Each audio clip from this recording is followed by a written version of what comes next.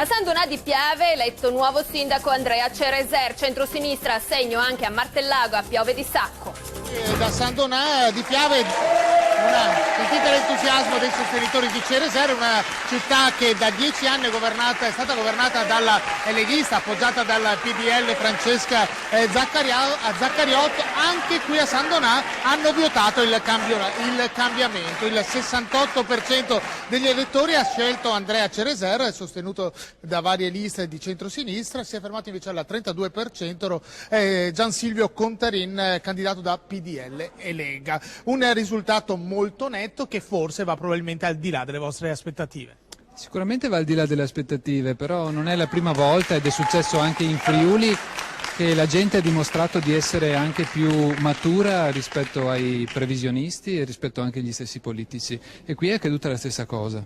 Perché cosa è successo? In una città che da 10 anni, lo dicevamo, è governata da una giunta Lega-PDL.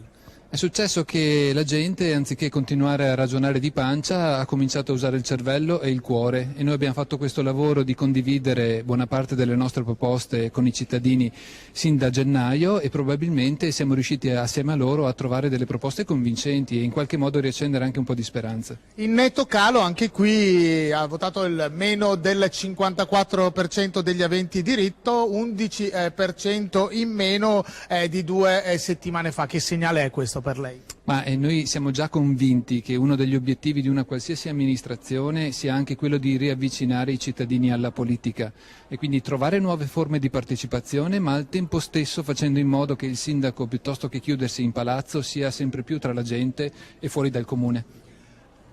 Prima di chiudere vi proporrei l'intervista proprio a Francesca Zaccariotto, che è stata sindaco qui per 10 anni, e poi sentiamo che cosa ne dice il neo sindaco Cereser.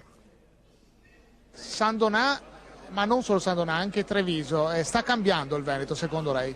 Ma è la politica non che sta cambiando, che non è più in linea con quelli che sono le volontà dei cittadini, dell'elettore, quindi i risultati che noi abbiamo vanno letti anche sotto un altro aspetto, che il 50% degli elettori non è andato a votare, quindi è anche difficile dire abbiamo un sindaco di centrodestra piuttosto di centrosinistra, abbiamo un sindaco a metà, e quindi o ci si mette in testa che bisogna seriamente prendere delle decisioni e rinnovare la politica, rinnovando gli uomini e le donne, che non è che basti inserire chi ha i 20 anni per rinnovare la politica, ma dobbiamo proprio cambiare il modo di pensare, di fare e di rispondere, di percepire i bisogni della gente, oppure non ne veniamo più fuori. Però la Lega, per la Lega è andato giù un simbolo che è Gentilini.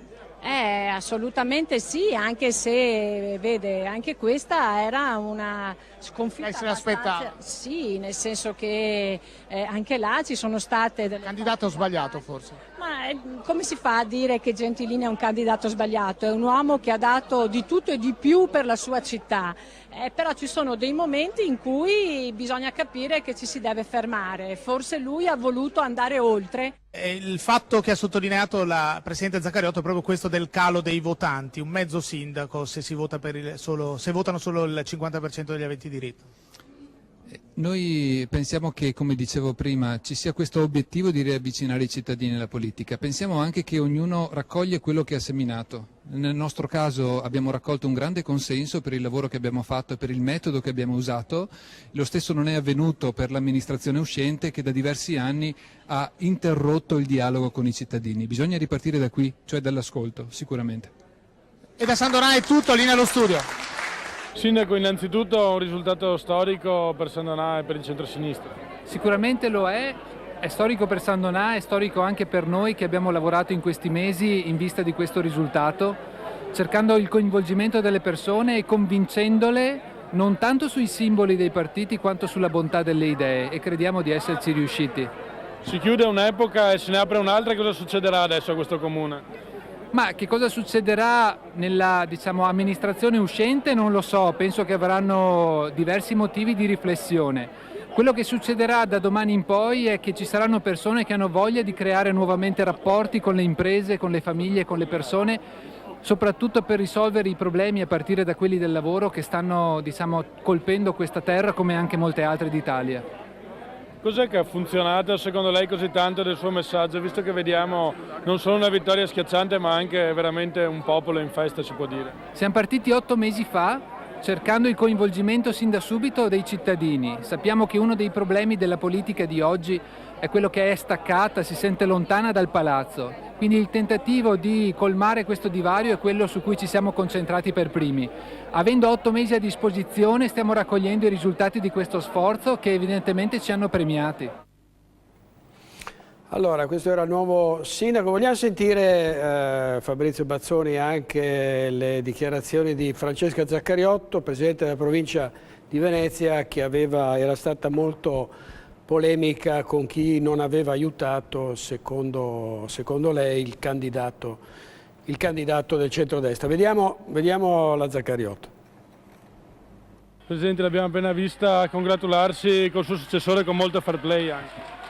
Ma io credo che insomma dopo 10 anni di sindaco, sapendo che cosa significa fare il sindaco, non posso che passare il testimone e augurargli ovviamente un buon lavoro e anche di riuscire a realizzare quelli che sono i suoi sogni, come io penso di aver realizzato i sogni della mia città in questi 10 anni. La Lega ha perso anche a Treviso, ha perso dappertutto. Cosa sta succedendo a questo partito? Come ho sempre detto, una Lega che si è impegnata più alla persona militante e quindi a consumare delle vendette a livello personale che non a continuare a portare avanti quelli che sono i veri obiettivi e interessi dei nostri cittadini. L'unica cosa che posso dire è per fortuna che ho finito di fare il sindaco, perché credo che gli anni che abbiamo davanti sono anni difficili e fare politica in questo momento, insomma, bisogna avere tanto coraggio, perché la tolleranza ormai è diventata zero. Grande comune al voto in Veneto, allora vediamo come è andata con la vittoria di Andrea Cereser a San Donà di Piave. È Andrea Cereser, 46 anni, di professione veterinario, il nuovo sindaco di San Donà di Piave.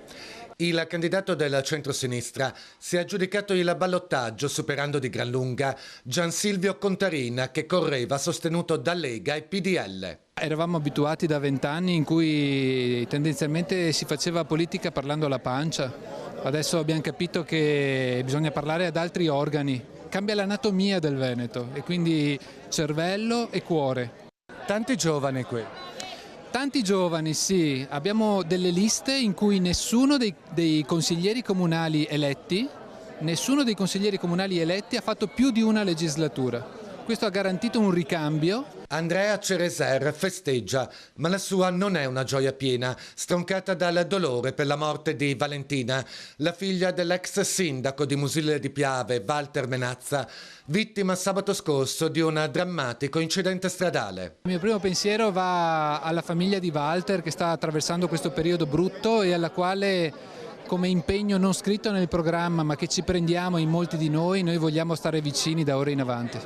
Al candidato del centrodestra non è riuscito il miracolo.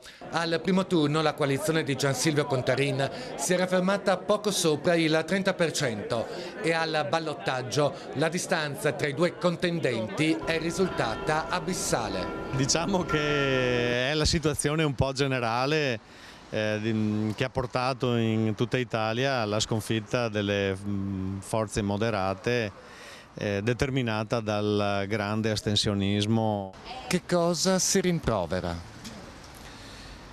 Noi abbiamo dato il massimo durante questa campagna elettorale, facendo proposte, facendo tutto il possibile per poter arrivare al traguardo. Ripeto, la gente ha deciso di non votare, di conseguenza ci ha penalizzato.